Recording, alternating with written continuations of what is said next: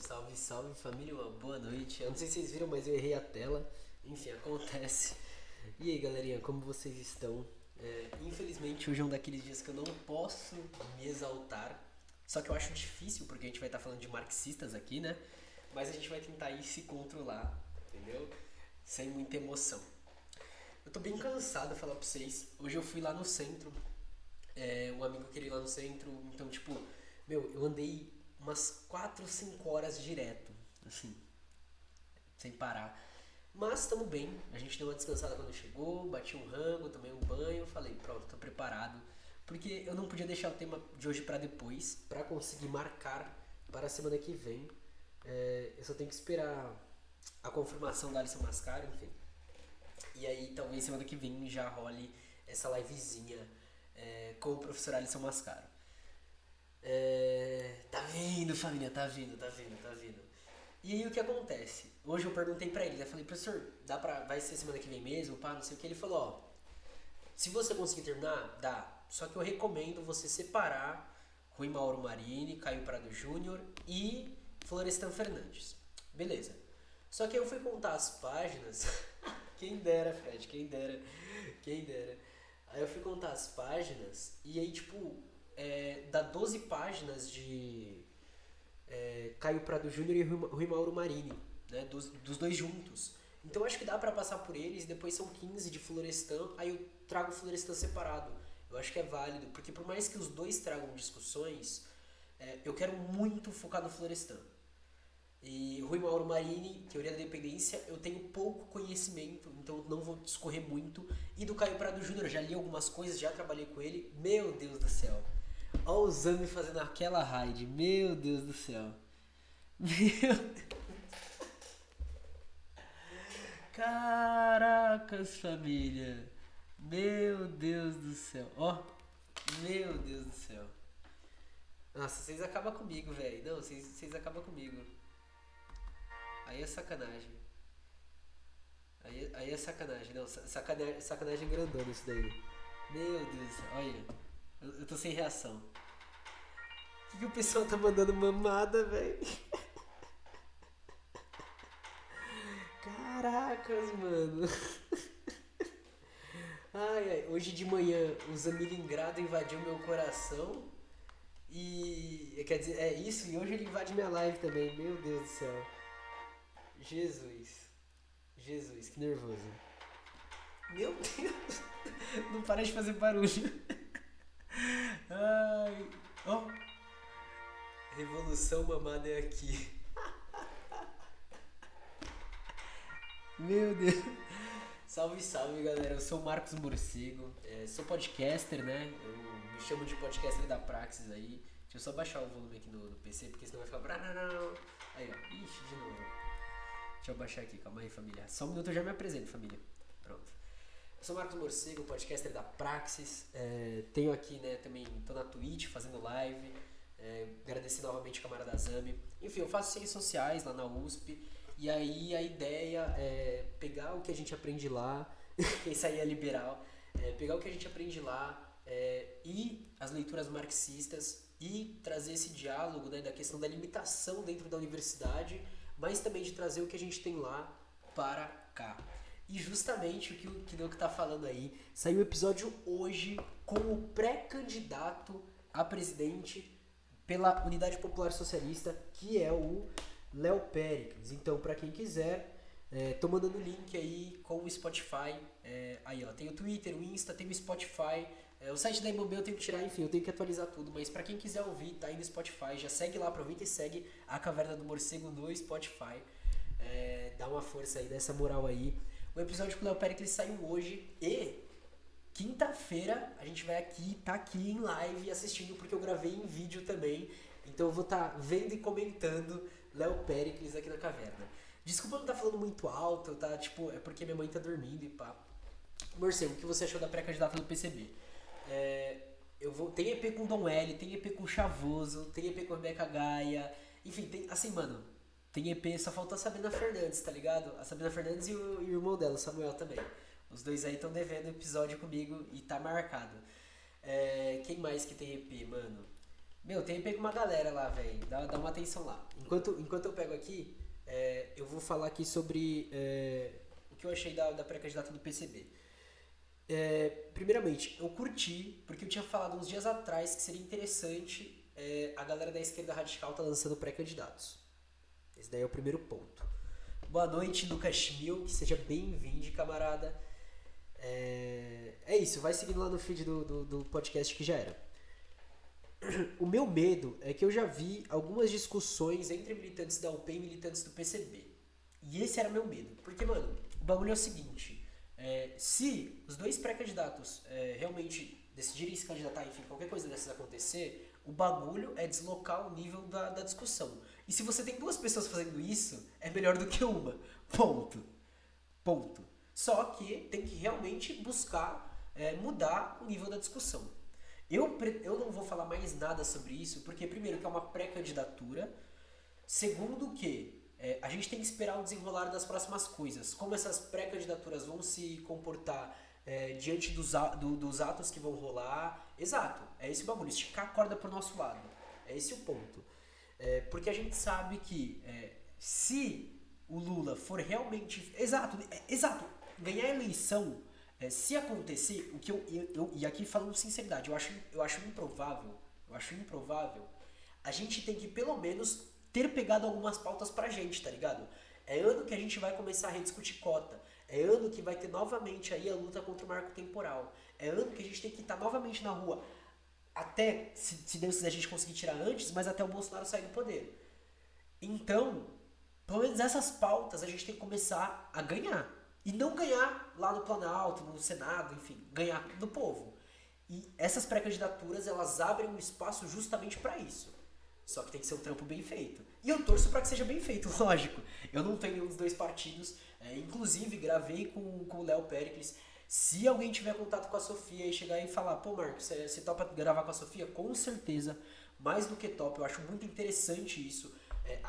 Uma galera que inclusive não conhecia o Léo, tá chegando a conhecer... Tá ligado? Eu acho que esse ponto é importante de estar conhecendo a pré-candidatura, de estar conhecendo a pessoa e estar conhecendo o movimento que faz parte, o que já lutou e outro tipo de projeto, né? Um projeto que não seja um projeto voltado para a burguesia. O próprio Zames podia ir. Meu sonho é o Zame. Nossa, eu sou muito fã da Rogando Praga. Eu sou muito fã dela. De verdade, tipo assim, eu racho muito com ela, eu gosto muito dela no Revolution. Então, se ela também quiser colar ela e o Zami, pra mim tá perfeito, tá sensacional. Assim, eu não preciso de mais nada. Tô fechado. Também gostaria do João Carvalho. Eu tenho posições muito divergentes com o João Carvalho, mas o jeito que ele fala, mano, me encanta. Enfim. Aqui ó, pra galera que perguntou no podcast, né? Então, eu tenho episódio com a Sol, Memeira, gente, quem é Zami? Zamiliano. Zamilingrado, dono do Zamilingrado. Conheça Zamiliano. Tem episódio com a Sol. Tem episódio com o Bruno do Catarsis Podcast. Quem mais? Tem episódio com o Aldino Vilão. Tem episódio com o Aldino Vilão, verdade. Tem episódio com o Lucas Acrata, então pra galera anarquista aí também tem episódio com a Crata. Tem, acho que 2, inclusive. Tem episódio com o professor Emanuel da Flow, tem episódio com a Sofia do Contra a Palavra, que inclusive lançou livro. Comprem o livro dela sobre a luta por cotas. É sobre isso o episódio. Tem episódio com o Lucas Machado, o camarada do Sem Mais Senhores. Faz um tempo, né, que ele não faz vídeo, mas tem episódio com ele aqui também. Enfim, a lista é longa de pessoas. Vegano Vitor, a Jade Lobo, Colô, enfim. É uma lista muito grande. Mas então, camaradas, hoje a gente vai estar aqui discutindo um pouco da sociologia do direito brasileiro, focado finalmente nas leituras marxistas, né? Depois de uma longa jornada, a gente vai conseguir focar nas leituras marxistas, já indo para o final do livro. Finalmente mesmo, família, porque assim, quem acompanhou aqui sabe a correria que foi de passar pelos clássicos, tá ligado? A gente discutiu Aristóteles, a gente discutiu Platão, a gente discutiu, enfim, uma caralhada de gente. E como eu sei que tem gente aqui que não é daqui, eu vou lançar aí o Drive, ou se alguém tiver o Drive aí, pode lançar, por favor, no chat, porque a gente tem um livro aqui, ó, Não contem pro Alisson Leandro Mascaro, porque esse livro é dele, entendeu? Quem puder, compre o livro, por favor. Mas a gente tá aí com, né, esse drivezinho. Então, quem quiser aí, se alguém puder mandar, por favor, pra galera que não tem. Antes da gente ir pro livro, né? Porque aí é o momento da galera ir e tal, não sei o quê. Enfim, eu já tinha mandado, mas a gente tem as redes sociais, @morcego_, Marcos_, pra quem quiser acompanhar, pra quem quiser tá de olho no que a gente tá lançando, no que a gente tá fazendo. Vai ter live com Alisson Leandro Mascaro, vai ter live com a Thailise Leite, escritora importante pra caramba. Vai ter a live com a Casa Preta Zerafina, vai ter live com a Andréa Galvão. Enfim, esses são as lives que a gente já confirmou aí. Amanhã, inclusive, no Insta eu vou abrir caixinha de pergunta. Então, se vocês tiverem interesse em mandar alguém e tudo, entra aí no Insta, @morcego_, Marcos_, que amanhã a gente vai estar lá postando.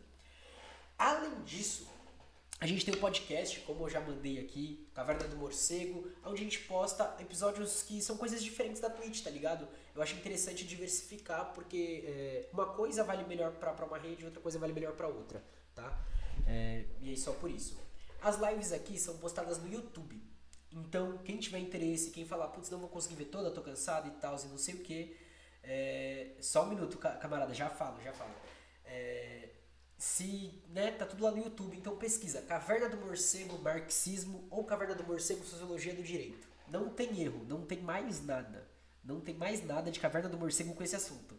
Só Batman e Batman. A gente é diferente, a gente não gosta de bilionário que bate em pobre, né? Enfim.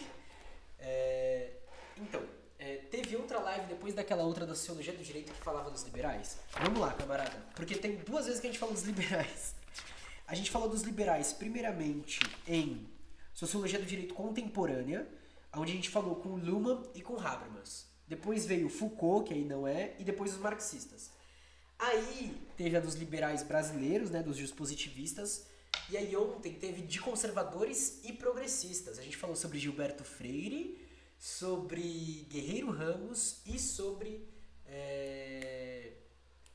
Darcy Ribeiro. Então a gente foi aí de 8 a 80, né? Hoje eu fui na Livraria Cultura, quem pegou lá no Insta viu alguns livros muito estranhos, né? Porque eu não tirei foto, mas tinha todos os livros do Gilberto Freire, de tudo quanto é forma. Bizarro. Tinha Darcy Ribeiro também, né? Pelo menos isso. Mas é complicado. Não, fechou, camarada. Tá lá no YouTube. Mas a live de hoje não precisa da live das outras lives, beleza? Inclusive, assim, Gilberto Freire, se você for assistir, vai ser só pra passar nervoso. Eu acho importante, né? Lógico, ali a gente tem uma... Caiu na Livraria Terceiro Reich. A gente tem ali, como eu posso falar, críticas importantes a Gilberto Freire, mas pelo amor de Deus, Gilberto Freire é muito escroto, mano. Tipo assim, foi um bagulho feio de se ler, tá ligado? Foi feio. Família, eu estou mandando agora o drive no chat pra quem quiser abrir o livro, tá ligado? Pra quem quiser abrir, tá aí o drive. Queria agradecer a galera que seguiu, eu não agradeci corretamente, muito obrigado pela galera que seguiu. Mesmo que não vá acompanhar aqui, só de estar seguindo, às vezes vai ter algum assunto que interessa, cola aqui com a gente, tá ligado? Eu tô com, né, que esse mês tá bem corrido as coisas, mas a partir do mês que vem, a ideia é mudar a ordem das coisas que eu faço. Então, tipo assim, segunda, ou a gente assiste alguma coisa ou vem algum convidado. Terça, leitura. Aí quarta, a gente discute conjuntura. Já falo, camarada. Na quinta, a gente lê livro de novo. Aí sexta não faz nada. E sábado, tipo, não sei, faz qualquer coisa aleatória. Eu não tenho um PC pra jogar. Por isso é importante aí a gente também ter o apoia.se/Caverna Morcego e o Pix mpbl97531@gmail.com. Aproveitar enquanto ainda tem bastante gente aqui, galera. Lembrar, do dia 4 a 8 de Brasil rola a mobilização indígena em Brasília. Vamos demarcar Brasília. É importante estar apoiando aí o acampamento Terra Livre. Além disso, tem a hashtag Dia dos Livros Vermelhos 2022. Se ficou curioso, entra no site da Expressão Popular, entra lá no Insta da Expressão Popular, que eles postaram no último post, porque é um bagulho que vai acontecer a nível internacional, cara. Sensacional. E eles estão chamando a galera para participar de eventos, para fazer várias coisas. Eu mesmo apareci no Insta deles, então quem tiver interesse, vai lá e tem promoção de livro, tá? Tem promoção de livro na Expressão Popular. Vai lá. A página no livro é a 231, capítulo capítulo 11, parte 4 do capítulo 11, as interpretações do Brasil críticas. Embora Florestan também esteja no meio, a gente vai ler Florestan em outro dia, por isso o título, Caio Prado Júnior e Rui Mauro Marini. A gente só não iria para Rui Mauro Marini se a gente demorar demais em Caio Prado Júnior, mas eu acho que vai ser tranquilo, tá? Acho que vai ser bem de boa pelo número de páginas. Um minutinho aí para vocês abrirem. Se alguém souber a página do PDF, pode mandar aqui, por favor. Parte 11.4, página 231 do livro original, do livro físico, As Interpretações do Brasil Críticas. Logo depois de tal caminho será enfrentado pelas sociologias críticas. Aí 11.4. No terceiro dos caminhos, eu sei que no PDF essa parte começa em uma página sozinha. Eu não sei se todo o livro é assim, mas lá começa uma página sozinha. Deixa eu ver se ele tá meio aberto aqui, porque eu tinha pesquisado hoje, então talvez eu consiga até passar a página do PDF. Vamos torcer para que sim. Deixa eu colocar aqui. Opa, tá indo na página já. Aí eu consigo mandar aqui para vocês. Página 387? 388. Página 388, família. Para quem tiver com o PDF. Cadê? Ah, não tá desligado aqui. Aí não vai mesmo. 388. Tá enviando aí a mensagem, página 388. Então, para quem tiver aberto o PDF aí, página 388, é só colar.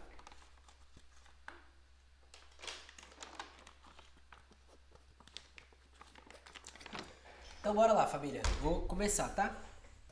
No terceiro dos caminhos da interpretação sociológica sobre o Brasil, de Horizontes Críticos, alcança-se a mais alta reflexão a respeito da formação social brasileira. As perspectivas institucionais e socioculturais somam-se às determinações econômicas e produtivas específicas do país em sua história. As perspectivas institucionais se referem aos juspositivistas e as socioculturais aos não juspositivistas. Lembrando, como juspositivistas, nós temos Sérgio Buarque de Holanda e Raimundo Faroro. Como não juspositivistas, Gilberto Freire, Guerreiro Ramos e Darcy Ribeiro. E essas leituras vão se somar com as questões da determinação econômica e produtiva. Então é outro ponto já além. A sociedade não é pensada em termos apenas de um atraso em face ao capitalismo central, nem tampouco como experiência de miscigenação a ser meramente louvada. O capitalismo está em xeque, e isso é importante, tanto mundial quanto brasileiro, colonial ou periférico desse sistema. A escravidão é uma marca histórica incontornável de horror social. Já é outra leitura do que foi a escravidão, né? Desse alcance das mais altas determinações da sociabilidade, forja-se também a mais importante e decisiva sociologia sobre o Brasil. Destacam-se aqui as sociologias de Caio Prado Júnior, Florestan Fernandes e Rui Mauro Marini. Eu acho interessante essa seleção de autores não que eles sejam os únicos marxistas que falem sobre isso, mas aqui são os que falam de forma mais completa ou que dão abertura para certas leituras teóricas. Porque, por exemplo, o Clóvis Moura é um cara fantástico. Só que ele não é um desses autores pilares para a sociologia do direito. Mas, para se entender a formação do Brasil, a gente vai trabalhar bastante com ele no outro encontro que vai ter. Ele só não é pilar para entender a sociologia do direito brasileiro e a forma crítica, mas ele é pilar para entender a formação da sociedade brasileira. Eu acho isso daí sensacional. Caio Prado Júnior, que nasce em 1907 e vem a falecer em 1990, se destaca por ser pioneiro na utilização das bases teóricas e metodológicas marxistas para a compreensão da realidade brasileira. Inclusive, seria aniversário dele uns dias para trás, não é? 2, 3 dias atrás? Alguma coisa assim. Já nas décadas de 30 e 40, despontam algumas de suas obras fundamentais. Então, para quem tiver interesse nas obras dele, a gente tem Evolução Política do Brasil e Formação do Brasil Contemporâneo, Colônia, seu texto de maior impacto. Posteriormente, escreve História Econômica do Brasil e A Revolução Brasileira, este já após o golpe de 1964. De uma das famílias mais tradicionais e abastadas de São Paulo, rica pelo café, caracas, não sabia disso, Caio Prado Júnior se aproxima ainda jovem das lutas comunistas, pelas quais sofrerá perseguições, prisões e exílios por longa parte da vida. E se torna o primeiro grande construtor de uma interpretação teórica marxista do Brasil. Aí, ó, Primeiro grande construtor, cara, interessante. Aí a gente tem uma nota de rodapé em Caio Prado Júnior, uma biografia política pela Boitempo, salve salve Boitimes. Conforme Luiz Bernardo Péricas, intelectual de prestígio e por anos militante político dedicado, Caio Prado Júnior, não obstante, foi muito criticado ao longo de sua vida, acusado por alguns de burguês ou aristocrata, em virtude de sua origem de classe, e por outros de reformista. Mesmo pela própria família, foi por vezes incompreendido e rotulado de radical e rebelde. Já comunistas, mais ortodoxos, chegaram a dizer que ele não seria marxista, mas, na prática, um eclético, Luiz Bernardo Péricas. Para tanto, contrasta as leituras comuns ao tempo no seio do Partido Comunista Brasileiro, do PCB, que utilizava esquemas históricos generalistas para a sequência do modo de produção, propondo uma análise de especificidades da formação social brasileira. Faz, para o caso brasileiro, um movimento similar ao que para a América Espanhola e para o Peru em específico fez Mariátegui, nacionalizando o horizonte teórico do marxismo. Viva Mariátegui, família! Grande teórico, grande militante, grande lutador. A reflexão de Caio Prado Júnior busca afastar da explicação sobre a formação brasileira a pretensão de que o país teria vivido sob situação feudal antes de alcançar o capitalismo. Então, lembra quando, para quem viu, com Sérgio Buarque de Holanda e com Raimundo Faroro, só uma coisa, família, lembrando, vocês podem ir trocando ideia comigo aqui no chat, viu? Podem conversar, podem falar, pelo amor de Deus, não fiquem acanhados, não fiquem quietos, não. Pode soltar a voz. O Sérgio Buarque de Holanda e o Raimundo Faroro, eles já apontou essa questão de não ter um feudalismo aqui. Porém, a gente tinha uma forma, por exemplo, de patrimonialismo, enfim, algumas coisas assim. Deixa eu colocar busca afastar. É que essa parte mais histórica, né? Não, agora a gente tá bem na passagem da vida dele, né? Tal leitura, tradicional entre velhos comunistas, acreditava que o Brasil tivesse seguido a mesma sequência histórica dos modos de produção europeus. A gente tem aqui o Antônio Carlos Mazeu, em Estado e Burguesia no Brasil, camarada Mutica, pra quem conhece aí do TikTok, dos podcasts e tal, ele tá lendo justamente esse livro, Origens da Autocracia Burguesa, também pela Boitempo, que diz assim: Caio Prado Júnior, ao pontuar as suas divergências com as teses do núcleo dirigente do Comitê Central do PCB, apresenta uma consistente análise rebatendo não somente a tática partidária, a política de alianças, mas principalmente os elementos teóricos e estratégicos que informavam. Criticava a visão positiva do partido sobre o processo de desenvolvimento do capitalismo brasileiro e a visão partidária sobre o problema agrário, basicamente a questão do feudalismo, assim como as implicações políticas decorrentes dessa interpretação. Então o Caio Prado Júnior também estava criticando as posições aí do próprio PCB. Como as sociedades europeias alcançaram o capitalismo saídas do feudalismo, o mesmo se pensava nas sociedades como a brasileira. Prado Júnior, ao contrário, postula uma interpretação bastante original. O Brasil nunca teve uma formação econômica feudal. Perfeito.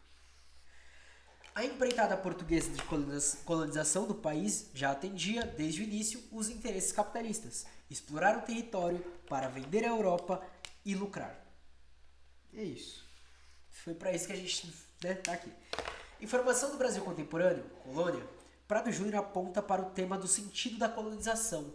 É interessante esse uso do termo, né? O sentido da colonização. Tem uma professora da USP que trabalha com ela, a Thaís, de Sociologia e Política. Cara, ela deu uma aula sobre o Caio Prado Júnior. E aí ela entrou no tocante dessa frase e eu falei, caracas, que da hora. Eu não lembro, assim, tipo, a aula dela eu não assistia, porque era eu só ouvia a aula dela, né? E aí eu não lembro, tipo, não tenho visual, eu não lembro. Se eu lembrar, eu trago pra vocês. O Brasil não se constituiu apenas pelo encontro casual ou pelo amontoado de pessoas e povos. Havia um propósito na vida sobre o território Brasil colonial, extração ou a produção de mercadorias com valor elevado para a venda à Europa. O sentido da colonização assim se deu mediante o empreendimento mercantil voltado à venda no exterior, que aglutinou pessoas sob um sistema forjado por grandes proprietários. Assim diz Caio Prado Júnior no livro Formação do Brasil Contemporâneo, colônia pela Brasiliense. Caio Prado Júnior é da época da TMD ou antes? Já dando um spoiler, porque eu li essa frase, mas se eu não me engano, ele vai vir um pouco antes, só que ele que vai dar base para uma galera da TMD. A gente vai entrar porque a gente vai falar sobre o Rui Mauro Marini, justamente, teoria marxista da dependência. A gente já vai chegar lá. E aí o Caio Prado Júnior vai falar: se vamos à essência da nossa formação, veremos que na realidade nos constituímos para fornecer açúcar, tabaco e alguns outros gêneros. Mais tarde, ouro e diamantes, depois algodão, em seguida café, para o comércio europeu. Nada mais que isto. É com tal objetivo exterior, voltado para fora do país e sem atenção a considerações que não fossem o interesse daquele comércio, que se organizarão a sociedade e a economia brasileiras. Tudo se disporá naquele sentido, a estrutura, bem como as atividades do país. Virá o branco europeu para especular, realizar o negócio, inverterá seus cabedais e recrutará a mão de obra que precisa, indígenas ou negros importados. Com tais elementos, articulados numa organização puramente produtora, industrial, se constituirá a colônia brasileira. Este início, cujo caráter se manterá dominante através dos 3 séculos que vão até o momento em que ora abordamos a história brasileira, se agravará profundo e totalmente nas feições e na vida do país. Haverá resultantes secundárias, que tendem para algo mais elevado, mas ela ainda mal se faz notar. O sentido da evolução brasileira, que é o que estamos aqui indagando, ainda se afirma por aquele caráter inicial da colonização. Leitura interessante do Caio Prado Júnior, gostei. Enfim, leiam Lélia Gonzalez para uma crítica a Caio Prado Júnior, não a toda a teoria dele, mas a certas partes, tá? Caio Prado Júnior, então, aponta para especificidades da formação brasileira que a tornam distintas de outras colonizações do mundo. Sua leitura estabelece um contraste entre o modelo de colonização inglesa, implantado em regiões do território hoje dos Estados Unidos da América, que se caracterizava pelo povoamento, e o modelo das Américas espanhola e portuguesa, na qual as características da colonização foram acentuadamente de exploração. No primeiro, os povos se transplantavam, levando suas condições de vida para novas terras, em vista da continuidade de seu padrão de sociabilidade. Deixa eu marcar aqui.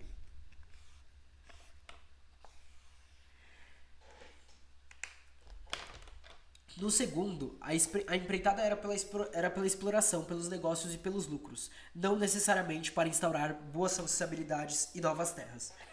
Voltando para Caio Prado Júnior, nota de rodapé, como se vê, as colônias tropicais tomaram um rumo inteiramente diverso de suas irmãs da zona temperada.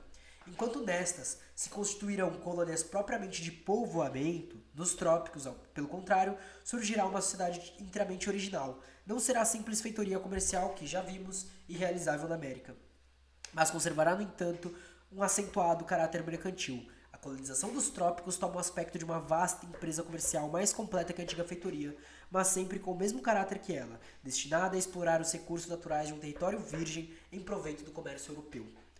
É este o verdadeiro sentido da colonização tropical, de que o Brasil é uma das resultantes, e ele explicará os elementos fundamentais, tanto no econômico como no social, da formação e evoluções históricas dos trópicos americanos.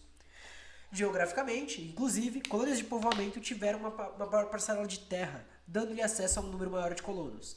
Já as colônias de exploração tomaram forma de latifúndio, plantation em inglês. Para quem quiser começar a entender esse tipo de formação social, eu recomendo começar por um estudo sobre o Haiti. Cara, eu vou ver se eu pego os livros aqui, eu tô abrindo a pasta para trazer algumas indicações nesse sentido de estudo da plantation. Vamos ver, tá abrindo aqui a pasta. Cadê? Área de trabalho. Eu vou ver se eu consigo projetar para vocês, tá, família? Calma aí. Marcos. Faculdade. Unicamp. Raça, etnia e identidade. Aqui. Calma aí, família. Eu vou mudar só de tela rapidamente. Deixa eu desligar o vídeo nessa. Vou ligar o vídeo nessa. Vamos ver se vai. É lógico que não vai, né? Foi. Ótimo. Tô aqui, família. Tô aqui. Vamos lá.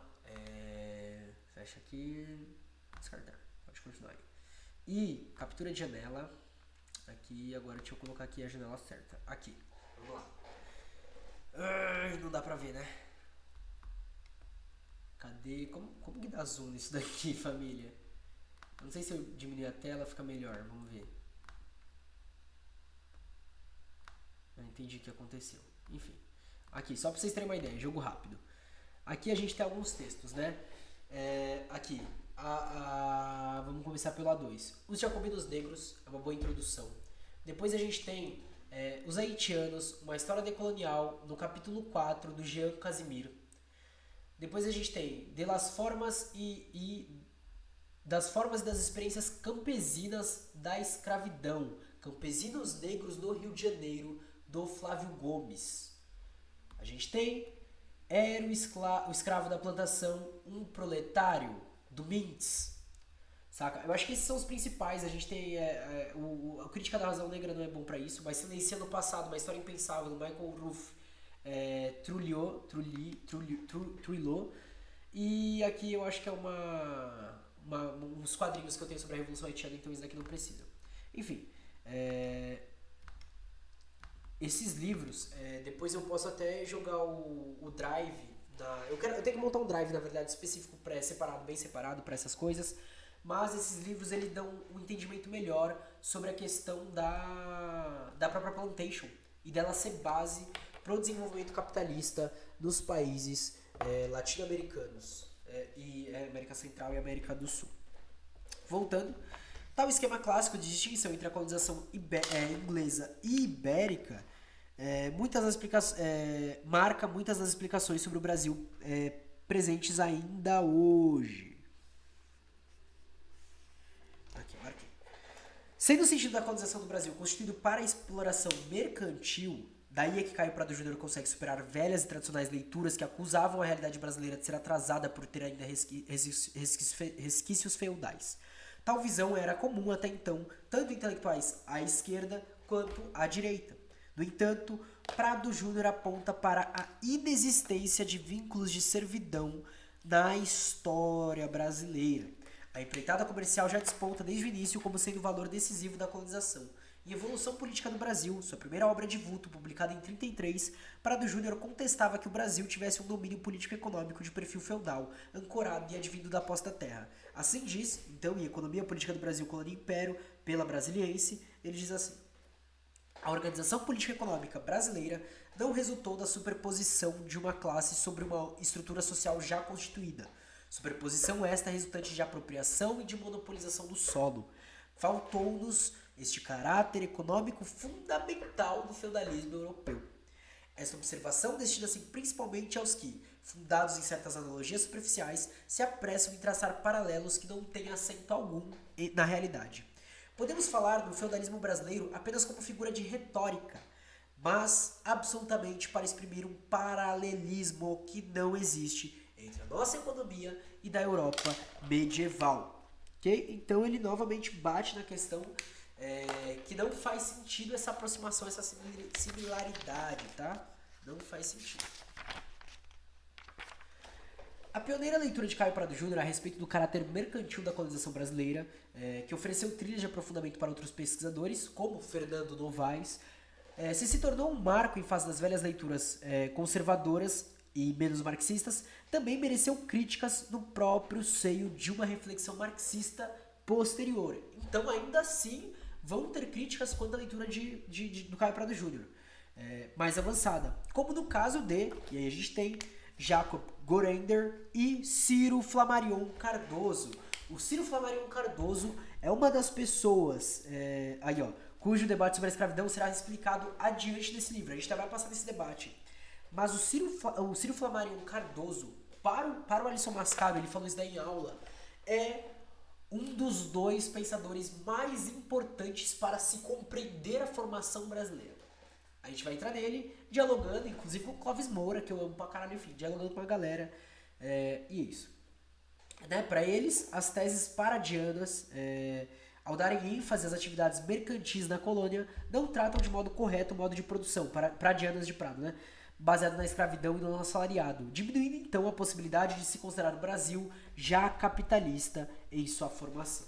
Deixa eu marcar aqui tudo isso daqui para fazer um resuminho. Além disso, no plano da leitura política, Prado Júnior também esteve ao largo de algumas posições de esquerda majoritárias em seu tempo, muitas vezes adotando perspectivas quase moralistas no campo público. Diz Caio Prado Júnior, em A Política Brasileira, dissertações sobre a Revolução Brasileira em 2007, pela Brasiliense. Essa construção de uma verdadeira democracia no Brasil é condição essencial e certamente mais importante, sobretudo na hora presente, para o funcionamento regular das nossas instituições políticas e da própria administração pública. Ixi, é foda, hein, Caio? Tendo sido até inspirador do nome da UDN, União Democrática Nacional, de viés conservador contra o varguismo. A gente tem aqui, Caio Prado Júnior, uma biografia política. Vale salientar, contudo, que ainda que Caio, numa reunião no edifício da Rua Xavier de Toledo, é o livro do Péricles, agora faz sentido. É que o nome do livro é Caio Prado Júnior, aí eu li Caio Prado Júnior e falei, nossa. Vale salientar, contudo, que ainda que Caio, numa reunião no edifício da Rua Xavier de Toledo, tivesse sugerido o nome da organização, especialmente com a inclusão do termo democrática na sigla UDN, ele nunca apoiou pessoalmente seu candidato, Brigadeiro Eduardo Gomes, nem os rumos da entidade, menos mal. Mesmo no plano da filosofia marxista, suas incursões apresentaram dificuldades e tiveram sucesso bastante limitado. Brandão em linhagens do pensamento político brasileiro.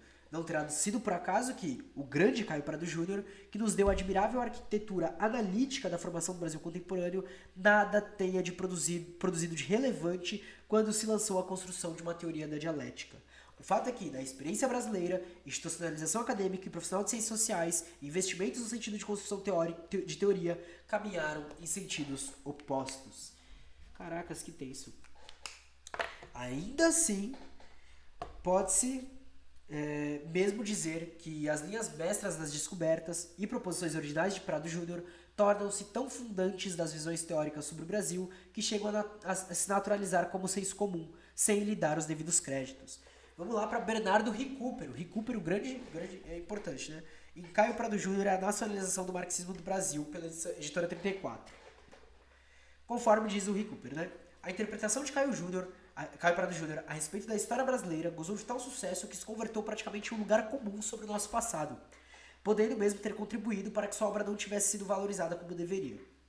Dessa forma, muito, se não a melhor parte da análise do historiador paulista, parece hoje uma unanimidade sem praticamente contestação. Por exemplo, quase mais ninguém questiona que nunca houve feudalismo no Brasil. Nunca houve feudalismo no Brasil. Que nosso destino foi plasmado pelo sentido aqui assumido pela colonização. Mas esse sucesso extraordinário leva a uma situação inusitada. Caio Prado parece a muitos um autor a mais, dentre os vários que tenha sugerido serem essas as características básicas de nossa história, e não o primeiro a apontar para esses traços fundamentais, abrindo o caminho para os que seguiram. Pior ainda, é possível até que a situação não melhore mesmo, que se reconheça que Caio foi o pioneiro da interpretação do Brasil, já que para nós, muitas de suas afirmações, originalmente polêmicas, se afiguram tão óbvias que parecem não custar esforço nem apresentar mérito especial. A sensação que se tem hoje é como se o extraordinário não tivesse sido a ruptura quase total de Caio Prado Júnior, com as explicações tradicionais do Brasil, mas sim que essa ruptura tenha demorado tanto tempo para correr. Coitado, não foi valorizado. Faz parte, parça. Acontece. Então, informação do Brasil contemporâneo, colônia, Caio Prado Júnior dá destaque na última parte da obra, análise daquilo que chamará de vida social. A organização social, a administração e a vida social e a política colonial brasileira. Sua base de jurista, formado que fora na Faculdade de Direito do Largo São Francisco, a Sanfran, famosa faculdade da USP, põe em destaque uma análise das instituições estatais, políticas, jurídicas da história social brasileira. Insiste na dificuldade de se ler as instituições do passado pelas lentes do presente, dada a diferença estrutural de acepções entre o direito positivo contemporâneo e a lógica jurídica daquele tempo.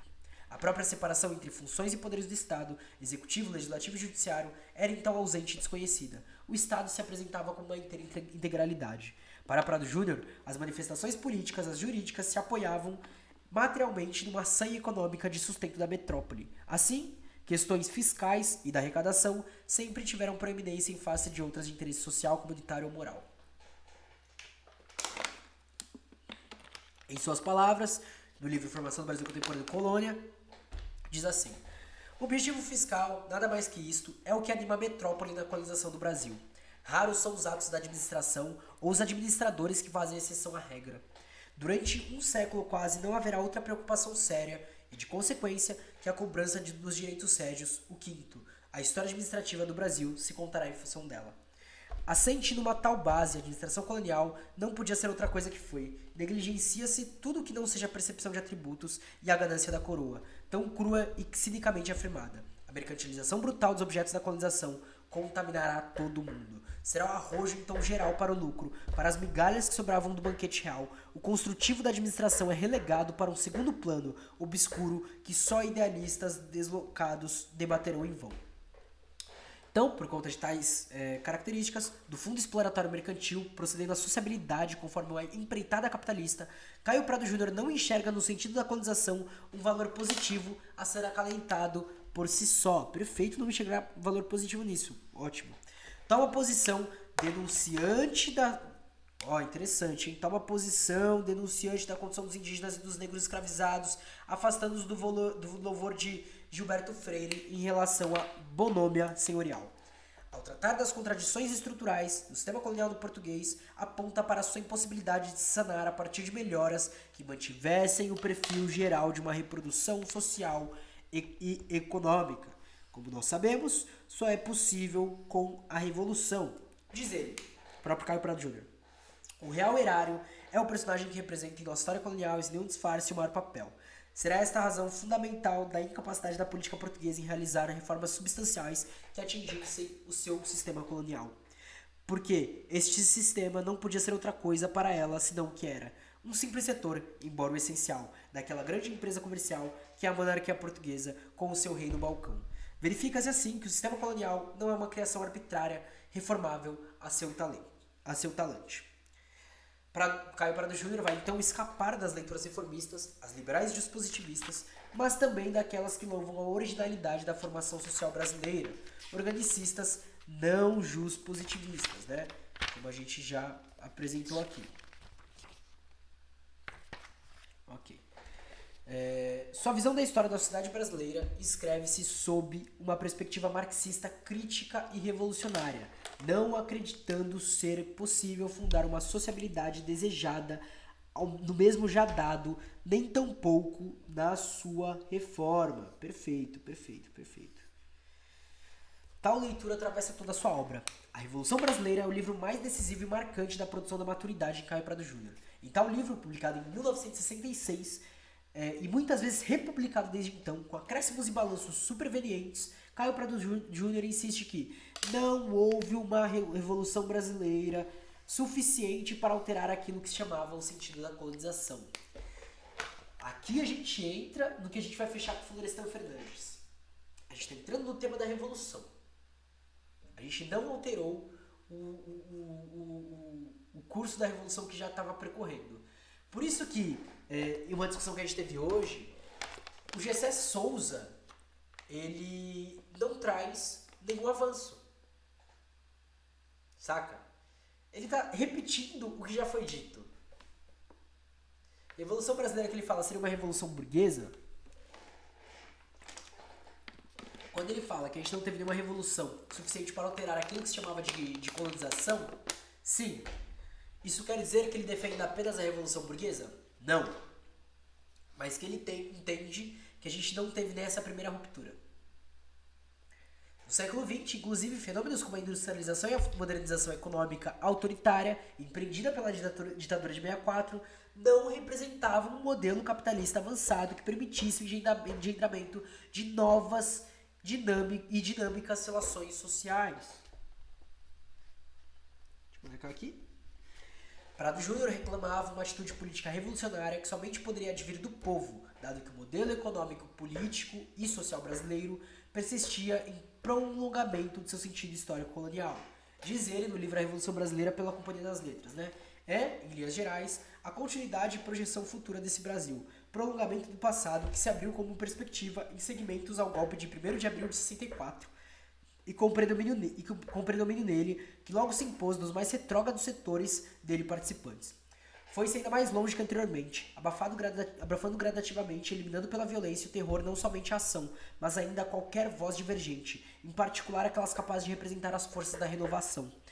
Isto é, as populares, maiores interessadas na remodelação de velhas estruturas e reconstrução delas sobre novas bases voltadas para a libertação do país de suas contingências coloniais herdadas do passado, tanto as econômicas, dependência, subordinação e sistema internacional do imperialismo, como as sociais, os baixos níveis materiais e culturais da massa da população brasileira.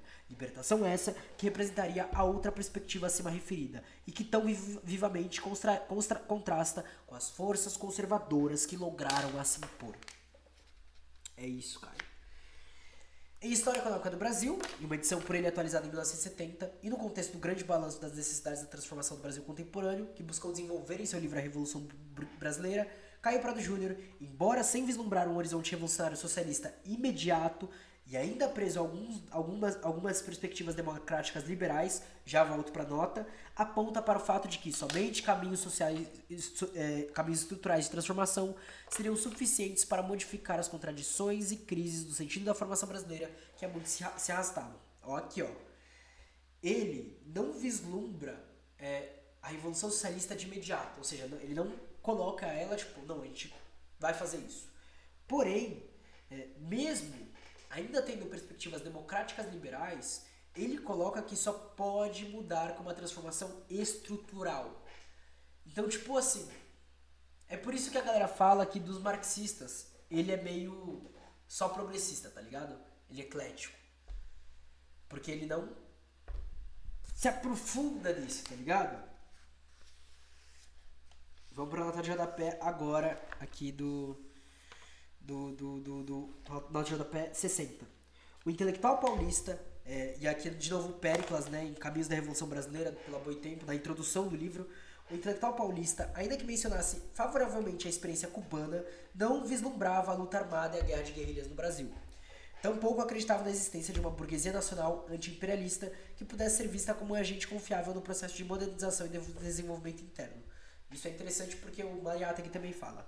Sua proposta, de maneira geral, era a ampliação da democracia, a organização e participação política efetiva e independente das forças populares que projetam o Brasil para o futuro do proletariado urbano e rural. Por exemplo, sindicatos e outras organizações de caráter legal e ações reivindicatórias de massa e modificações profundas na legislação trabalhista. Voltando para o texto, a gente tem aqui, novamente, uma parte do Caio Prado Júnior. Em conclusão, na crise do sistema colonial brasileiro, já francamente desencadeada, do período imediatamente anterior à Segunda Guerra Mundial e precipitando-se nos anos decorridos desde então, geram-se forças e fatores renovadores que desvendam largas perspectivas para a reestruturação da economia brasileira em bases novas, mais condizentes com o nível atingido pelo nosso povo.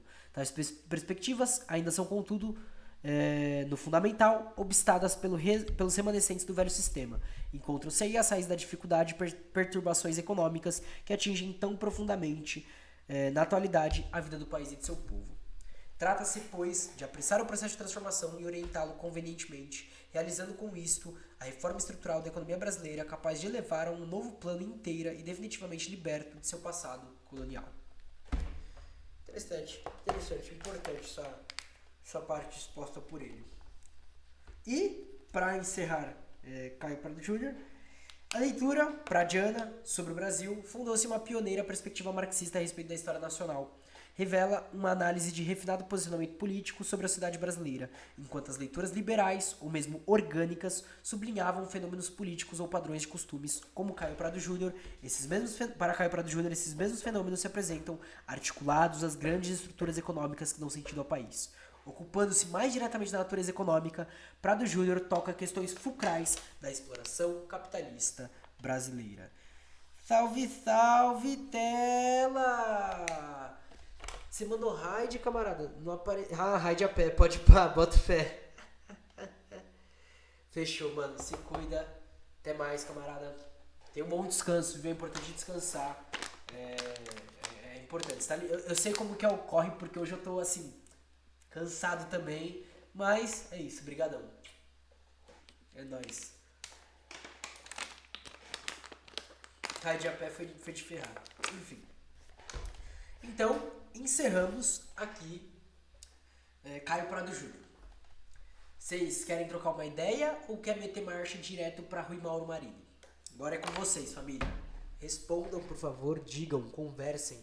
Falem comigo, eu sou carente, entendeu? Hoje é Valentine's Day, eu estou aqui, ó, sozinho, tá ligado? Então eu só tenho vocês, camaradas.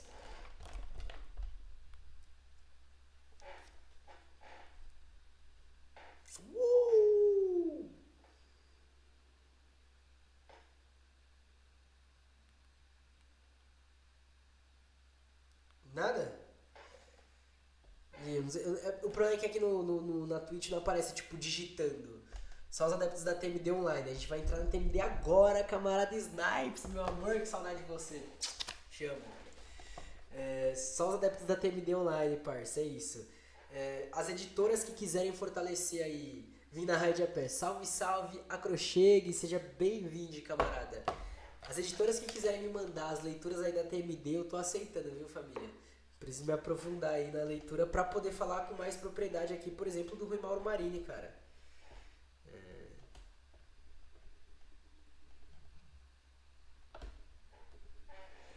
Salve, salve, galera que veio na raid a pé, sejam todos bem-vindos, tá ligado? A gente tá aqui, a gente tava falando sobre Caio Prado Júnior, agora a gente vai entrar em Rui Mauro Marini. Como ninguém falou nada, a gente vai meter marcha. Pra quem quiser o livro, se alguém puder mandar o PDF aí no chat, por favor. Deixa eu ver quanto que a gente tem pra ler de Rui Mauro Marini. Chocadinho, hein, família? Fala pra vocês. Amém. Deixa eu marcar aqui a página que a gente vai parar.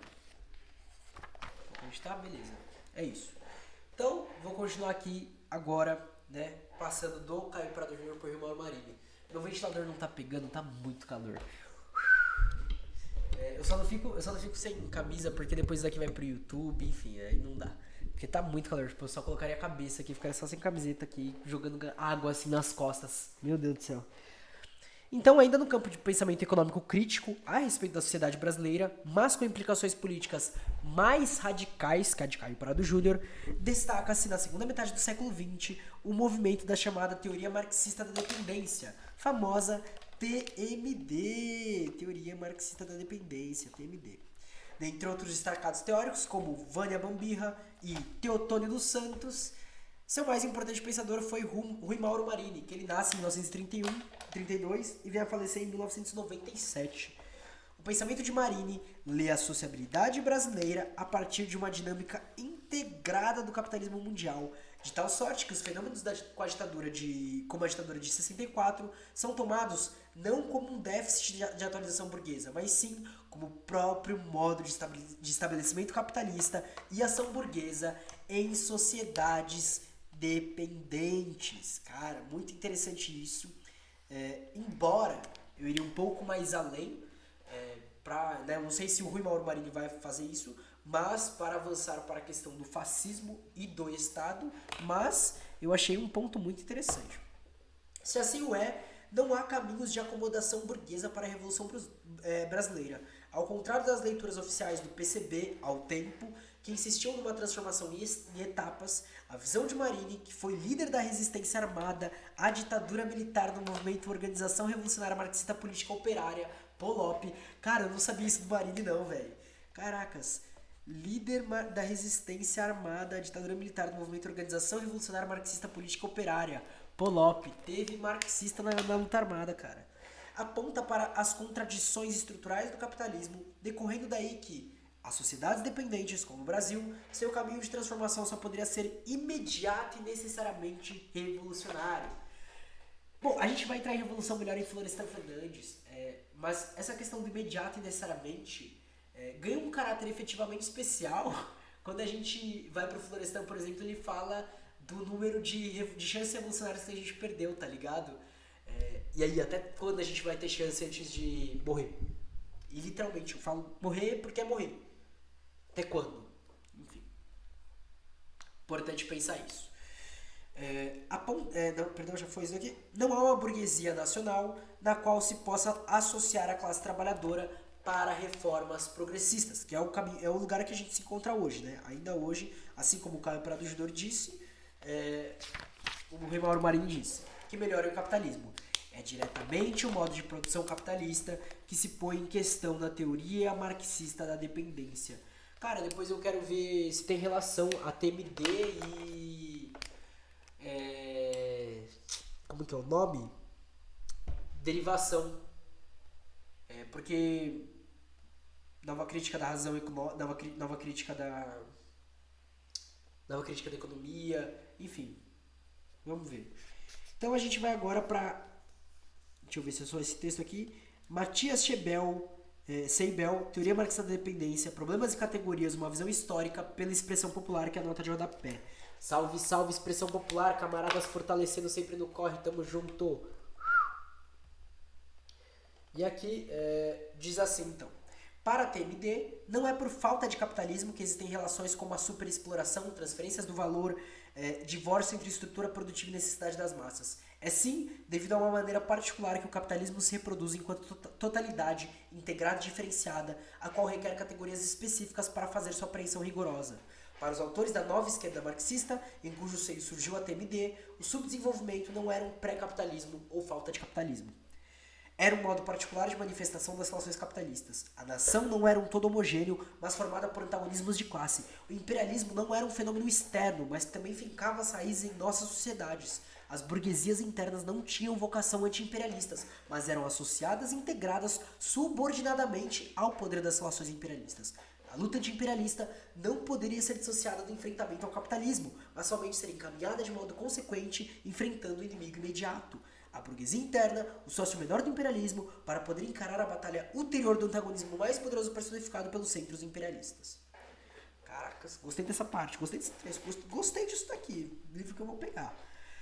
A questão da dependência já vinha sendo trabalhada pela economia e pelas ciências sociais por vertentes intelectuais e políticas variadas. Na América Latina, destacam-se a interpretação sobre a especificidade regional do capitalismo, tanto a Comissão Econômica para a América Latina e o Caribe, CEPAL,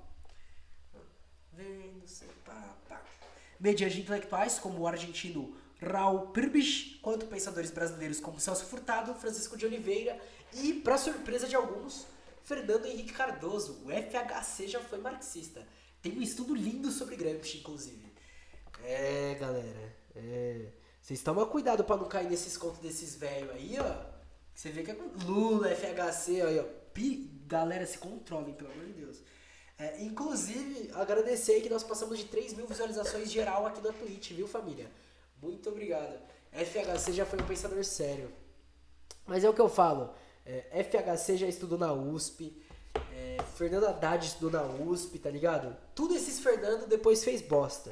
Aí às vezes tem que chegar um Marcos pra resolver a situação, né? Brincadeira, quem dera, né? Quem dera. Só gastando, galera. Fuck USP. Salve, salve, camarada que seguiu aqui, ó. Não fez som, meu Deus, o que aconteceu aqui com a Twitch que não tá fazendo som, mano? Que isso, velho. Vacilário, seja bem... Não foi Vacilário não, Vacilário faz tempo. Vamos ver se eu consigo atualizar aqui pra ver o nome. Ou se você puder dar um oi aí pra eu agradecer, família. Porque não tá aparecendo aqui no... Ah, aqui apareceu. Espaconidade ou espacionidade, não sei. Alguma coisa assim. Muito obrigado aí por seguir a gente, camarada. Seja bem-vindo, seja bem-vindo. Então, continuando, a gente pode ir em FHC.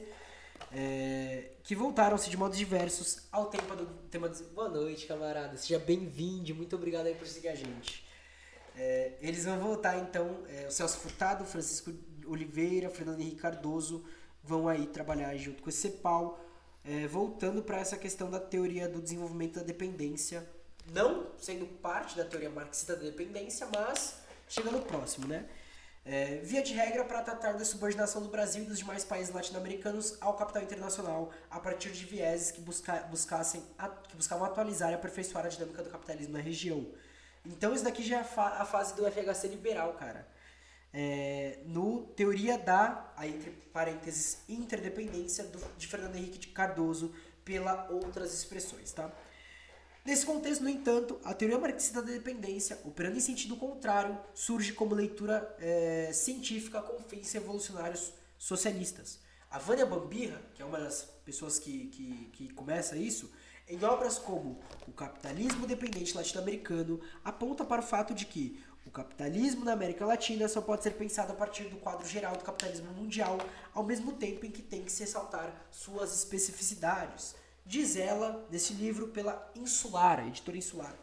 O capitalismo da América Latina se desenvolveu dentro do contexto de expansão e evolução do capitalismo mundial, Em função disso, assumiu formas específicas que, sem negar as leis gerais do movimento do sistema, configuraram no continente tipos específicos de capitalismo dependente, cujo caráter e modo de funcionamento estão intrinsecamente conectados à dinâmica que assume historicamente o capitalismo nos países centrais.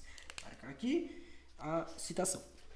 Teotônio dos Santos, analisando as transformações latino-americanas na segunda metade do século XX, que chegaram a formatos ditatoriais que beiram aspectos fascistas, tendo eu, Marcos, assim como Clóvis Moura, assim como Florestan, a falar que efetivamente tem traços fascistoides a ponto de poderem ser chamados de fascistas, tá?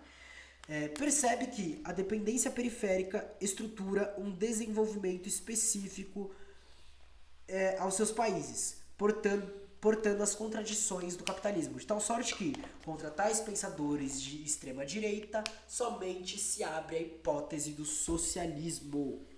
Bem, diz então Teotônio dos Santos em Socialismo ou Fascismo, o novo caráter da dependência e o dilema latino-americano, peninsular também. Importante já pelo título, porque a gente está falando de socialismo ou fascismo, e trazer isso daí numa época em que estão tentando comparar os dois como equivalente, né? Vamos ler o que o Teotônio diz. Vimos que a dependência é uma característica intrínseca do sistema socioeconômico dos países subdesenvolvidos. A situação internacional se caracteriza pela existência de uma interdependência crescente entre economias nacionais em escala mundial, sob a hegemonia de um ou de vários centros dominantes que transformam este desenvolvimento em acumulação de riqueza e poder para si, em detrimento de amplas maiorias mundiais. Essa situação apresenta uma fisionomia própria nos países dominados. Indo um pouquinho para frente, no próximo ponto, a dependência é, portanto, o modo específico da produção capitalista em nossos países. É também a forma no meio da qual nossas sociedades se estruturam. Pula um ponto, este desenvolvimento possui leis próprias, condicionada por essas situações que necessitamos compreender para agir conscientemente sobre a nossa realidade. Continuando no Rui Mauro Marini, ele vai desenvolver a teoria mais sofisticada e ao mesmo tempo mais radical no seio das TMDs. Então, a gente tem aí as TMDs surgindo, as teorias marxistas da dependência, e o Rui Mauro Marini é o cara que vai além. Ao contrário das leituras da CEPAL, que apenas se bastavam apontar a polaridade entre economia industrial no centro e agroexportadora na periferia, que continua até hoje. Até hoje, o Brasil é um dos maiores agroexportadores, enfim. De tal modo que a industrialização seria o vetor da luta desenvolvimentista, Marini percebe que o núcleo do intercâmbio desigual entre centro e periferia se dá na transferência do valor. Lembrando que a gente acabou de ler no Caio Prado Júnior, justamente a percepção, né, uma parte que o Alisson traz, que em 1964, com a ditadura militar, a gente tem uma industrialização. E mesmo assim, esse processo não é um processo que coloca a gente em outra situação. A divisão internacional do trabalho erige a relação capitalista mundial entre centro e periferia, de tal sorte que, sendo agrária ou mesmo que se industrialize, a periferia continua a explorar o trabalho assalariado e a extrair mais valor em proporções ainda maiores que no centro. Família, pausinha para indicação do morcego. Vamos lá.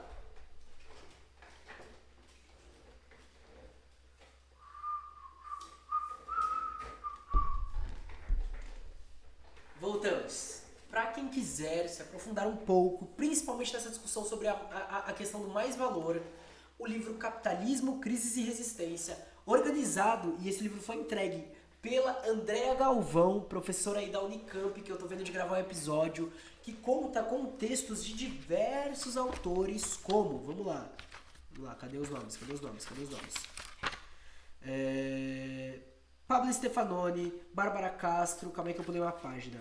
Vitor Walsh, Alfredo Saad Filho, Marisa Silva Amaral, Ivo Marques Teis e Luciana Burtsky, Fábio Marvili Bueno e Rafael Lana Seabra, Lúcio Flávio Rodrigues de Almeida, Ricardo Antunes, a Andréa Galvão, maravilhosíssima, Isabel Monal, Nicolas Nago, Michel Vacalulis, Henrique Amorim, Lalo Watanabe Minto, Patrícia Veira Trópia, Ana Laura dos Seis Correia, Adriano Codato, Marcos Derroio, fantástico, Leandro de Oliveira Galastri e Paulo Denizar Fraga. Só nome. Eu pareci final de filme, final de desenho, tá ligado? Aqueles desenhos da Cartoon. Que aí fala... Ó, o texto da Marisa Silva Amaral. Uma nova fase do capitalismo, um novo padrão de dependência na América Latina, elementos para uma investigação. Flávio Marvulli Bueno e Rafael Lana Seabra, a teoria do subimperialismo brasileiro, notas para uma rediscussão contemporânea. Eu acho que esses são os principais nesse sentido, mas outros vão falar sobre isso, tá? Enfim, é isso. Dei uma atenção para esse livro. Continuando. Marini, com isso, desnuda a fragilidade de visões apenas desenvolvimentistas que propugnavam a substituição de importações, dado que a condição de economias capitalistas periféricas no sistema mundial faz com que a modernização industrial, que é possível, não representaria o fim das condições de exploração de tais sociedades periféricas. Então, ainda quando a gente visualizar uma revolução burguesa, ou seja, que ainda vai manter a sociabilidade capitalista, não vai impedir, embora vá acontecer de outra forma, não vai impedir a exploração nas sociedades periféricas, porque a gente ainda vai estar em um país periférico, a não ser que se abra espaço para mais um país central e eles olhem e falem, não, tá bom, vocês podem ser também. A gente sabe como que vai ser, né? A gente sabe que não é você fazer um bagulho dentro que internacionalmente vai rolar tudo certo.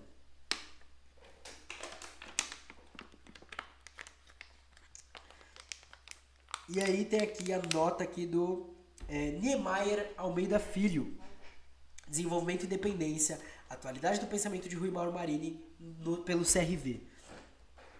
Numa economia em que há superexploração, esta condição não é exercida da mesma maneira que numa economia desenvolvida. Desta forma, a natureza da acumulação vai sendo redefinida. Segundo ele, Marini, o processo histórico de industrialização dessas economias não foi suficiente para alterar essa determinação estrutural. A diversificação que a industrialização produziu encontrou seus limites na expansão do mercado interno dessas economias, engendrando um novo ciclo de exportações de bens-salário e matérias-primas, uma espécie de reiteração da inserção histórica. Queria saber a leitura de autores da TMD sobre a China. Eu não faço a menor ideia. De verdade.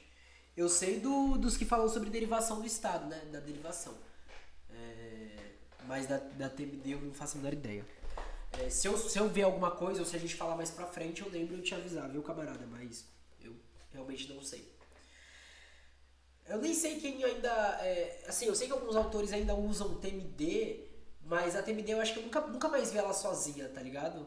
Não lembro de ver ela, tipo... Sempre o autor usa TMD, mas também usa algumas outras coisas. Eu espero que eu não sei se eu tenho algum livro que fala abertamente sobre a TMD. Não sei.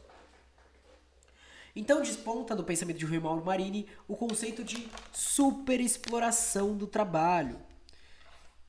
Nos países dependentes, historicamente, a própria posição das burguesias em sua interação com o capital internacional faz com que, para a compreensão da sua posição subordinada nos termos de trocas mundiais, dado que exportam matérias-primas e importam bens elaborados, a exploração do trabalho assalariado se organiza de maneira a ser remunerada abaixo do seu valor, ou prolongando a jornada de trabalho, ou ainda majorando a intensidade do trabalho.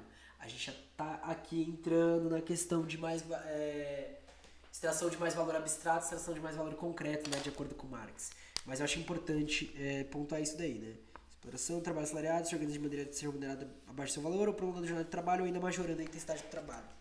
Diz assim Rui Mauro Marini em Subdesenvolvimento e Revolução.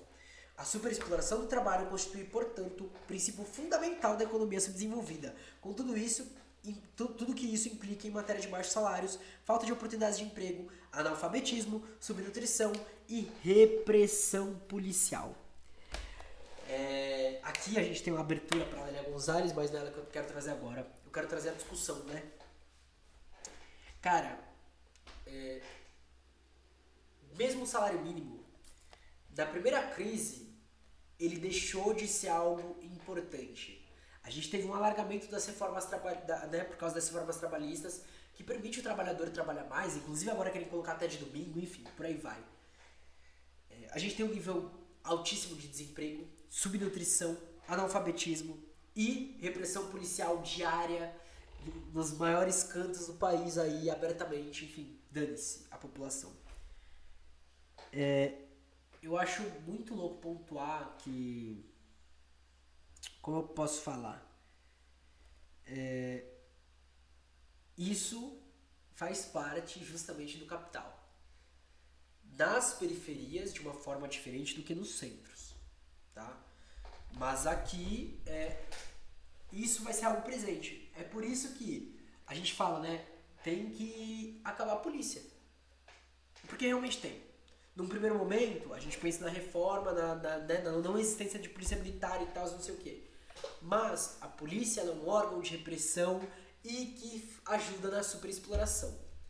Pra quem quiser entender mais, pega um pouquinho dessa teoria e vai lá em Lélia Gonzalez, vê o que a Lélia Gonzalez fala sobre violência policial, repressão, enfim, sobre a questão geral disso daí.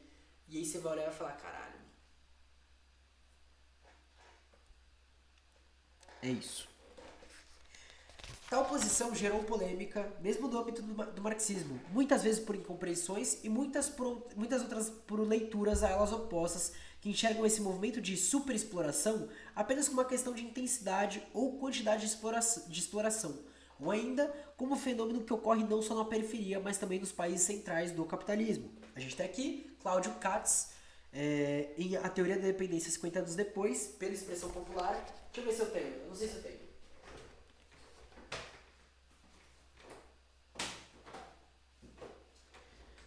Expressão popular, vocês vão ter que me mandar esse livro, tá?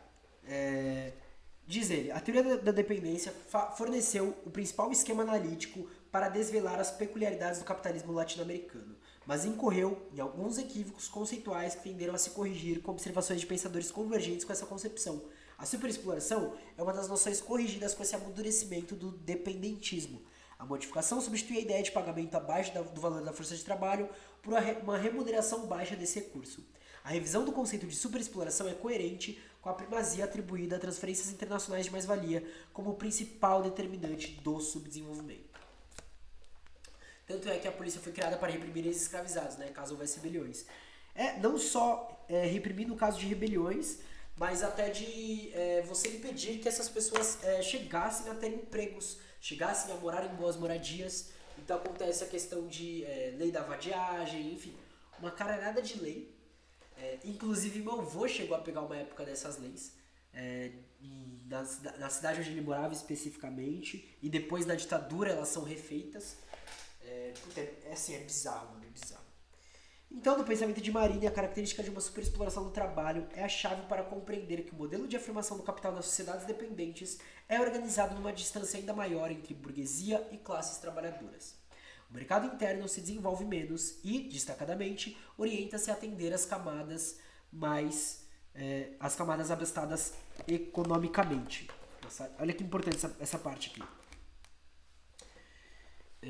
Então, a característica de uma superexploração do trabalho é chave para se compreender que o modelo de afirmação do capital nas cidades dependentes é organizado numa distância ainda maior entre burguesia e classes trabalhadoras.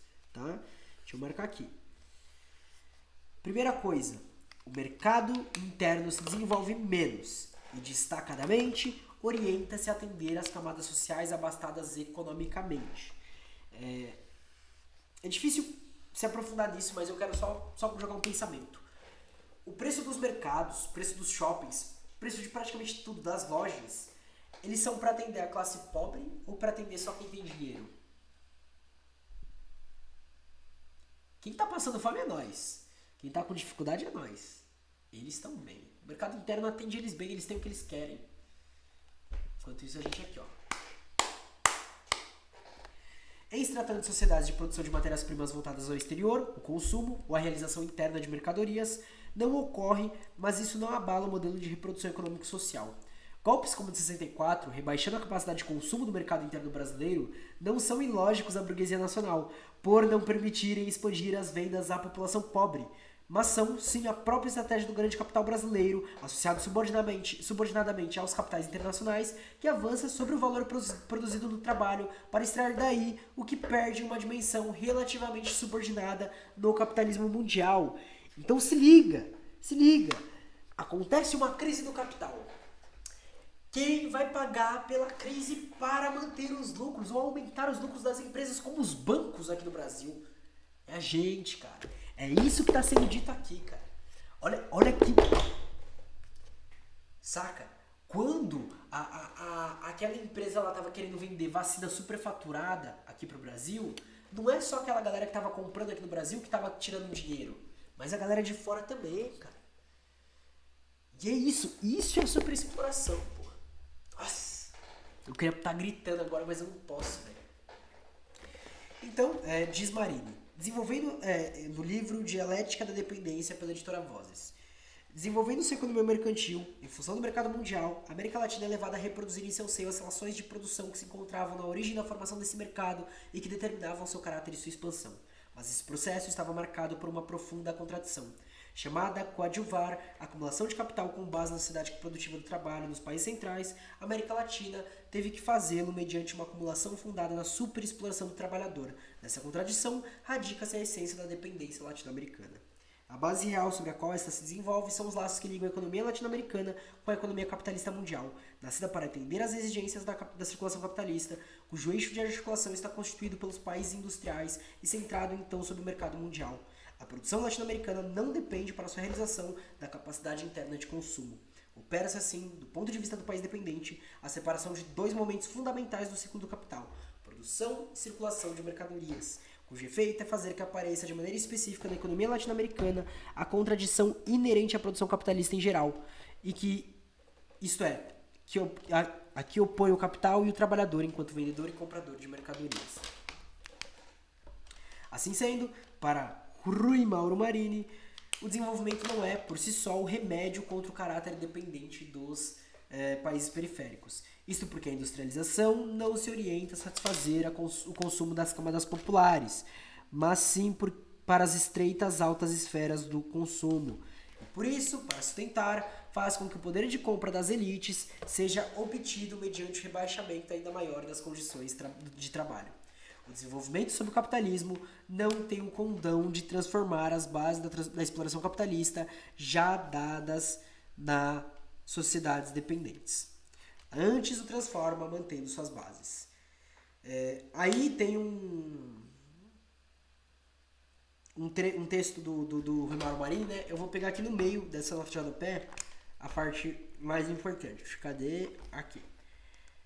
Por outro lado, com a finalidade de aumentar as taxas de exploração e, portanto, de mais-valia, através de uma maior produtividade do trabalho, recorre-se à importação de tecnologia e capitais estrangeiros, que, por sua vez, estão referidos a padrões de consumo acessíveis apenas aos grupos de alta renda, de modo que mantenha a tendência à compreensão do consumo popular e se acentue o divórcio entre a estrutura produtiva e as necessidades do consumo de massas. Nós estamos longe, totalmente alienados disso. Com as burguesias nacionais, aliadas ao movimento geral de acumulação do capitalismo mundial. Como elas são. E aí a gente tem o livro do Jaime Osório, que eu vivo recomendando, que eu utilizo no podcast sobre neoliberalismo. Deixa eu pegar aqui, família.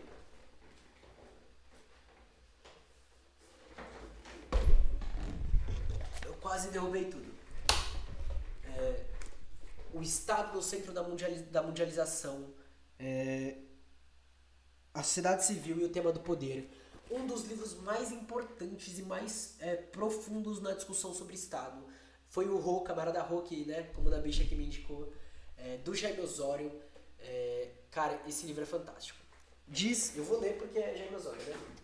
Diz ele: o capital transnacional e o local amparam uma acelerada inserção da região nos processos mundiais de acumulação, desde o fim dos pactos coloniais e com maior força no último terço do século XIX.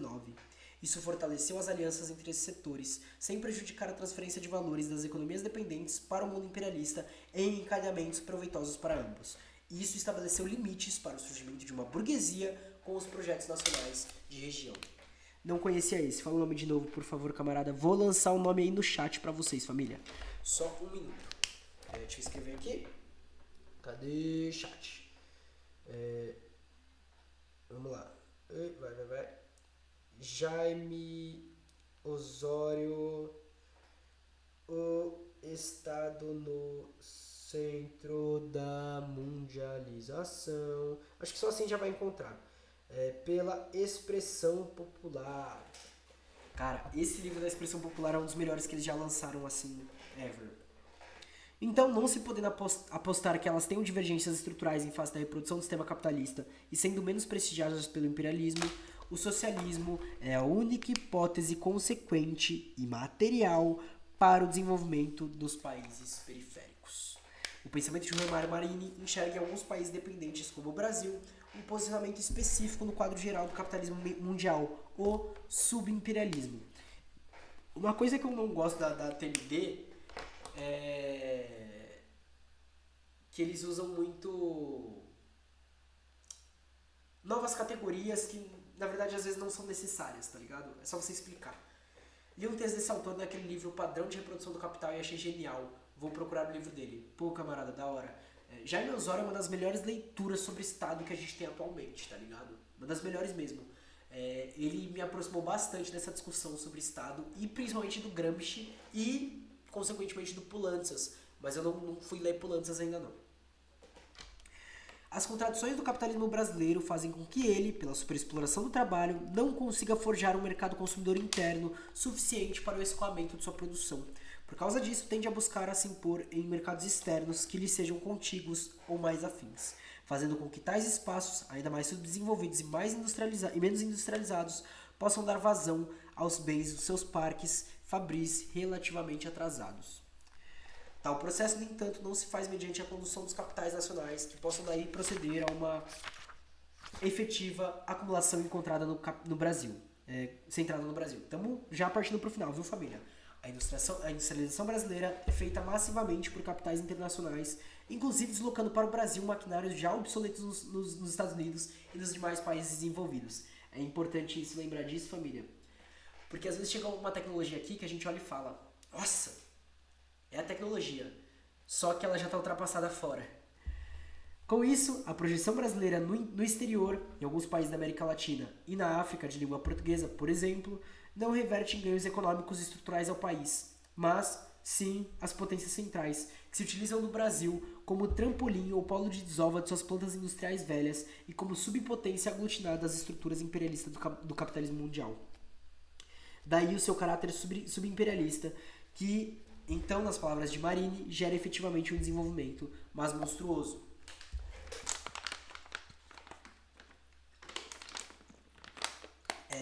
Diz ele: essa forma de imperialismo conduz, no entanto, a um subimperialismo. Efetivamente, não é possível para a burguesia brasileira competir em mercados já repartidos pelos monopólios estadunidenses, e o fracasso da política externa independente de Jânio Quadros de Goulart demonstra esse fato. Por outro lado, essa burguesia dependente para o desenvolvimento de sua indústria de uma tecnologia depende para o desenvolvimento de sua indústria de uma tecnologia cuja criação é privativa de tais monopólios. Não lhe cessa, portanto, outra alternativa a não ser oferecer a estes uma sociedade no próprio processo de produção do Brasil, usando como argumento as extraordinárias possibilidades de lucro que a contenção coercitiva no nível salarial da classe operária contribui para criar. O capitalismo brasileiro se orientou, assim, rumo a um desenvolvimento monstruoso, posto que chega à etapa imperialista antes de ter conquistado a transformação global da economia nacional e uma situação de dependência crescente frente ao imperialismo internacional. A consequência mais importante desse fato é que, ao contrário do que ocorre com as economias capitalistas centrais, o subimperialismo brasileiro não pode converter a expoliação que pretende realizar no exterior em favor da elevação do nível de vida interno, capaz de amortecer o ímpeto da luta de classes. Em vez disso, devido à sua necessidade de proporcionar um sobrelucro a seu sócio maior estadunidense, tem que agravar violentamente a exploração do trabalho nos marcos da economia nacional, nos esforços para reduzir seus custos de produção. Então, por causa da dependência, ele tem que fuder mais a gente do que o capitalismo já fode. Falando com palavras claras. Rui Mauro Marini aponta que a história do Brasil e dos vários países latino-americanos está lastreada nas bases de uma reprodução desigual e combinada do capitalismo periférico, de tal sorte que essas burguesias não operarão um combate emancipatório em face do imperialismo, mas antes serão os condutores dos movimentos reacionários internos. Como ele diz no Reformismo e a Contra-Revolução, estudo sobre o Chile, também pela expressão popular, salve, salve expressão popular.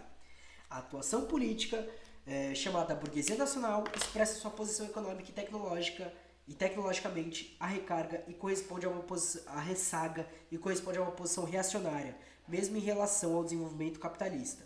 Analisando o caso latino-americano a partir do Chile, cujas reformas foram bloqueadas com o golpe reacionário liderado por Pinochet, diz Marini: o reformismo, pelo próprio fato de abalar a sociedade burguesa até seus alicerces, sem se atrever a destruí-la, acaba se transformando na antessala da revolução. Isso é Pachucanes e, em certa medida, também é Stalin. Assim sendo, movimentos de luta interna, como aqueles que levaram ao varguismo e as variadas dinâmicas de desde então, se seguem no Brasil, São pensados a partir das possibilidades e dos interesses materiais das relações burguesas da acumulação. O golpe de 37, ao selar um bloco entre a burguesia ascendente e as velhas oligarquias, fecha as portas para os papéis insubmissos ou progressistas da burguesia nacional, bem como bloqueia as lutas populares. No entanto, a relativa autonomia do crescimento econômico do período por meio dos capitais nacionais faz com que ainda se busque dirigir um modelo político mais autonomista do Brasil, que vai desde o segundo período do governo de Vargas a João Goulart. Com a crise desse sistema de crescimento do capital nacional e com a presença mais decisiva dos capitais internacionais, comandando a industrialização e o crescimento econômico do país, o golpe de 64 sela então o impedimento definitivo de uma alternativa burguesa desenvolvimentista nacional. Porque, acima de tudo, a reação submissa das classes burguesas brasileiras ao imperialismo visa a contenção das lutas dos trabalhadores e a salvação do capitalismo. Olha, cheguei a tossir. E aí ele discorre sobre isso em Marini, Subdesenvolvimento e Revolução, né? O do Rimor Marini, o próprio livro dele. Os propósitos de Marini são os de estabelecer, em suas próprias palavras, os graus intermediários das leis de desenvolvimento do sistema capitalista. Novamente, Marini, mas agora em Dialética da Dependência, ele diz assim: a tarefa fundamental da teoria marxista da dependência consiste em determinar a legalidade específica pela qual se rege a economia dependente. Isto supõe, naturalmente, colocar seu estudo no conjunto mais amplo das leis do desenvolvimento do sistema em seu conjunto e definir os graus intermediários mediante os quais essas leis vão sendo especificadas. É assim que a simultaneidade da dependência e do desenvolvimento poderia ser realmente entendida. E aí, nesse sentido, opera no que tange as formações regionais dependentes, como a brasileira e as latino-americanas, ou mesmo com a noção do subimperialismo, uma formulação de termos médios, semelhante ao que na própria década de 70, a teoria da regulação marxista fará com conceitos como os de regime da acumulação ou modo de regulação, também tratando de formas sociais específicas. Para quem quiser se aprofundar, livro do Robert Boyer, Teoria da Regulação pela Estação Liberdade. No caso da regulação, trata-se de uma proposta de variados termos médios nos tempos históricos do capitalismo. No caso da teoria marxista da dependência, TMD, trata-se de uma proposta de variados termos médios nos espaços mundiais do capitalismo. Em ambos os casos, não se trata as formas sociais distintas daquela do capitalismo, como se pós-fordista ou dependente fossem opostas de forma já dadas, mas das formas sociais gerais do capitalismo sob específicas formações. E é isso. A gente para então aqui, antes de entrar em Florestan Fernandes. Eu gosto de ler Florestan, família, eu vou falar pra vocês, mano. E o melhor, depois de Florestan a gente vai pra uma parte que tem muito Clóvis Moura, velho. Eu amo falar dos dois juntos. Amo.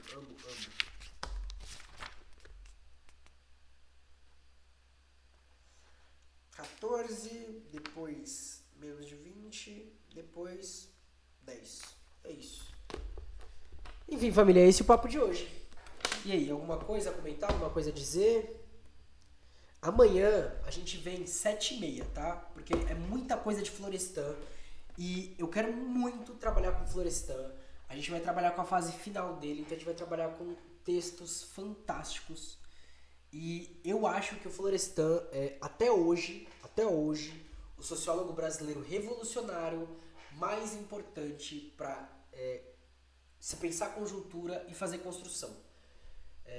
Essa live foi um alívio. A de amanhã então, família, a de amanhã vai pegar fogo. Só concluindo, por isso que o Alisson Mascaro traz tanto do Florestan. E ele gosta de trabalhar com o Florestan, e pelo visto ele gosta de trabalhar com o Clóvis Moura, que tem mais citação do que eu imaginava. E a linha que ele segue do Florestan é a mesma linha que eu sigo. Quem quiser, a gente tem uma sequência de episódios do podcast que eles estão lá marcados, tipo, tá um parênteses, temporada 1, episódio tal. Armadilha da Identidade que abre, que é só com o livro Armadilha da Identidade. Depois vem Neoliberalismo, depois vem Social-Democracia? Não, acho que não é Social-Democracia depois não. Enfim, eu não lembro a ordem, mas aí tem Social-Democracia, Fascismo e Reflexo sobre o Instrumento Político, e eu tô escrevendo mais 2. Que é um que já tá escrito, que é o que é Ascensão das Direitas no Brasil, e outro que é o que é Revolução. E aí eu começo e tipo, em todos quase todos eu utilizo Florestan. Reflexões sobre instrumento político, é só Florestan. O que é revolução? Florestan. Social-democracia? Florestan. Neoliberalismo? Florestan. Assim, cara, eu uso muito Florestan. E eu sempre uso ele acompanhado de alguma outra leitura, de algum outro pensador, de algum outro militante, de algum outro revolucionário, enfim, de qualquer pessoa que se aproxime desses espaços de luta dele. Família, queria agradecer a presença geral. Antes de vocês saírem, eu vou fazer uma raidzinha para o Frog, que é o que tem menos e tá online. Pode pá? O Frog tá a esquerda radical e as eleições. Então, galera que quiser discutir isso, cola lá com o camarada Frog. Eu vou só abrir aqui o chat, o negócio aqui pra passar o anúncio, né? Porque tem um anúncio de 30 segundos. 30? Não, tá de 6 segundos. 6? What? Enfim, ok. Então, deixa eu fazer aqui a raidzinha para o camarada Frog, tá bom? Galera, novamente agradecer a presença de geral. Espero que vocês tenham curtido. Colhem lá com o Frog. Frog é um camarada da hora. Até amanhã. Já avisa geral, já fala pra geral. Já... Amanhã é morcego, caralho. Até mais, família.